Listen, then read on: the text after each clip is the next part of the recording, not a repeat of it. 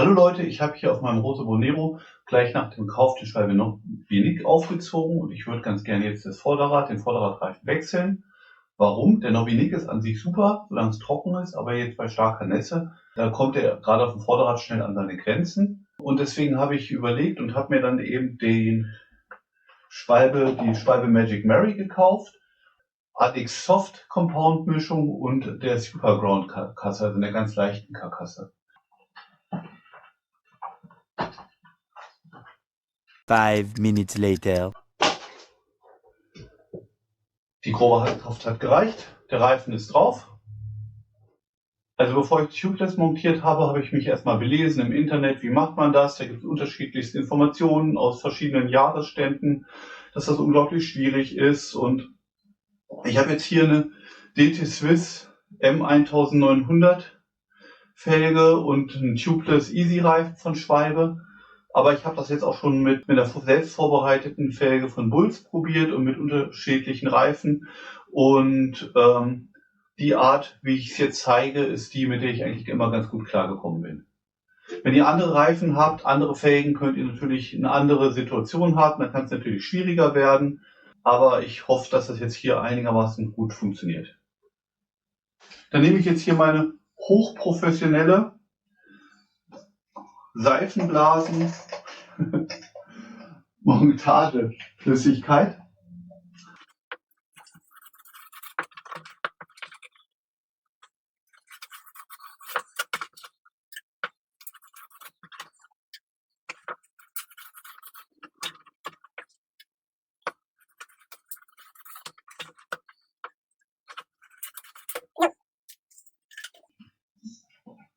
So, und jetzt habe ich mehrere Probleme gleichzeitig. Einerseits muss der Reifen natürlich in die richtige Position rutschen, dass der mir nicht irgendwie schief hängt. Auf der anderen Seite muss jetzt die Flüssigkeit rein. Da gibt es unterschiedlichste Empfehlungen. Ich komme eigentlich immer ganz gut klar, beziehungsweise bin ganz gut klar gekommen damit, dass ich jetzt einfach erstmal gar keine Tubeless Milch reintue. Jetzt die Montageflüssigkeit, beziehungsweise mein Seifenwasser hier drauf gestrichen habe und dann eine normale konventionelle Fußpumpe nehme. Eine Standpumpe geht natürlich auch. Ich glaube tatsächlich sogar, dass die Standpumpe sogar noch besser wäre. Und dann einfach Druck drauf bringe und gucken, dass sich der Reifen schon mal ins Reifenhorn reinsetzt, dass der schon mal richtig sitzt. Dazu muss ich jetzt nochmal schauen, dass der auch schön mittig sitzt überall, dass der Reifen hier am Ventil ordentlich sitzt. Ja, und dann geht es erstmal los.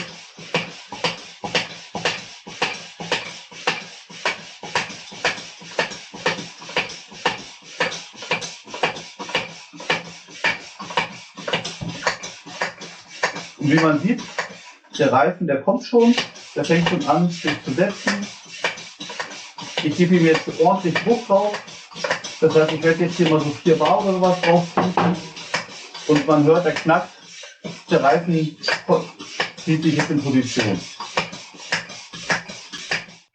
So, wir haben jetzt hier 4 Bar drauf. Das ist natürlich viel zu viel, um damit zu fahren. Aber wenn man das jetzt hier sich anschaut, der Reifen sitzt überall ringsrum gut drauf. Das heißt also, der Abstand zwischen dieser aufgedruckten Linie und der Felge ist immer gleich. Das kann je nach Reifentyp irgendwie beliebig schwierig werden. Ich habe auch schon gehört, dass es Reifen gibt, die sich nahezu gar nicht richtig in Position ziehen. Aber bei dem hier hat das jetzt sehr gut funktioniert. Das heißt, der sitzt schön mittig.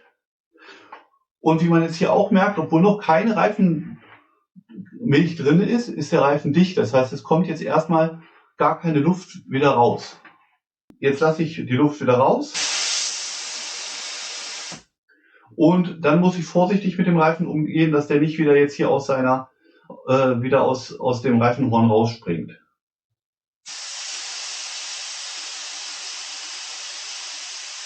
Jetzt vorsichtig drücken würde, aber ich passe jetzt auf, dass ich nicht drücke, wird man merken, dass der Reifen trotzdem noch hier im Felgenhorn drin ist und immer noch in seiner Position ist, so wie ich ihn später brauche. Das heißt, ich habe jetzt noch keine Milch verschwendet. Ich kann sicher sein, der Reifen sitzt genauso, wie er sein soll. Und ich weiß, so kann ich jetzt beruhigt Tubeless Milch reintun, ohne das Risiko einzugehen, dass ich da jetzt irgendwo Milch verschwenden muss, weil der Reifen nachher nicht richtig sitzt. Ich benutze jetzt den Schwalbe Blue Dog. Warum benutze ich den? Ja, weil der einfach erhältlich und auch recht günstig ist im Vergleich zu anderen Produkten. Ich kann jetzt nicht sagen, der ist besser oder schlechter als andere Reifenflüssigkeiten. Er funktioniert ganz einfach. Das Wichtigste habe ich gelernt, ist, dass man den ordentlich schüttelt vorher. Steht auch drauf. So, dazu gibt es so eine kleine Dosierflasche. Die verwenden wir jetzt zum Einfüllen. Da kommt jetzt unsere Dichtmilch rein. So, jetzt ist mein kleines Befüllfläschchen gefüllt. Und jetzt nehme ich das Ventil raus. Dafür habe ich hier diesen Ventilabschrauber, aber ich glaube, man kann auch mit, wenn man vorsichtig ist, eine ganz normale Flachzange nehmen, eine kleine. Zumindest haben wir das früher immer so gemacht, aber schön so ein Ding zu haben, das ist immer dabei. So, und jetzt ist die Frage, wie kriege ich die Milch hier irgendwie schadlos rein? Dazu habe ich Folgendes gesehen, das fand ich eigentlich ganz interessant. Nehme jetzt dieses Fläschchen, stecke das hier rein, drehe den Reifen einmal so herum, dass das Ventilloch unten ist.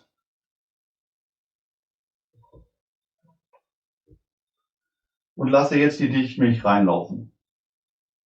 Ein bisschen drücken.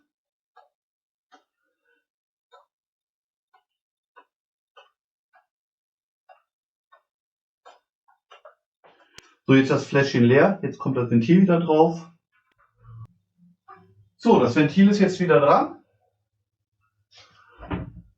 So, mich würde jetzt nochmal interessieren, wie viel Dichtmilch tut ihr in eure Reifen rein? Wenn ich in die Beschreibung vom Reifen gucke, steht, da sollen 60 Milliliter rein. Wenn ich in die Herstellerbeschreibung von Schwalbe gucke, da steht auch hier 60 Milliliter. Allerdings, wenn ich auf die Webseite gucke, steht für einen Mountainbike-Reifen in der Größe, also 29 x 2,4, 100 bis 120 Milliliter. Erzählt mir mal, wie viel in den Kommentaren, das würde mich sehr interessieren, wie viel Dichtmilch tut ihr in eure Reifen rein? Ich habe jetzt hier 60 reingetan. In der Vergangenheit hatte ich immer 110, aber 110 könnte ein bisschen viel sein. Ich werde jetzt mal 60 reintun und mal gucken, wie ich damit klarkomme.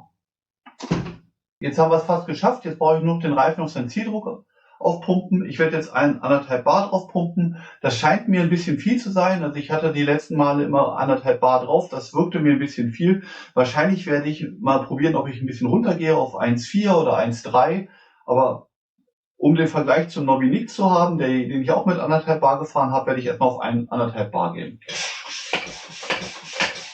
Der Reifen wird jetzt nochmal ordentlich geschwenkt, hin und her geschwenkt und gedreht und gewendet, dass ich die Milch jetzt verteilen kann im Reifen. Und dann geht es am besten gleich die erste Runde fahren, damit sich die Milch am besten verteilt im Reifen. Ich hoffe, ich konnte euch ein Stück weit die Sorge nehmen um den Aufbau von Tubeless. Häufig wird ja durchaus Sorge geäußert, dass Tubeless so schwierig zu montieren sei, dass das so kompliziert ist, dass man irgendwelche Kompressoren braucht. Das kann durchaus auch sein bei speziellen Reifen oder speziellen Felgen, aber ich fand das jetzt ehrlich gesagt ziemlich easy und auch die Sauerei hielt sich in Grenzen. Und natürlich muss man Tubeless öfters kontrollieren, man muss öfters den Luftdruck kontrollieren und das, was an Flüssigkeit drin ist, muss man natürlich wechseln. Aber ich muss sagen, zusammenfassend bin ich sehr zufrieden mit Tubeless und würde es auch gerne nicht mehr missen wollen. Ich danke euch, dass ihr mir zugeschaut habt. Vielen Dank und bis zum nächsten Mal. Tschüss!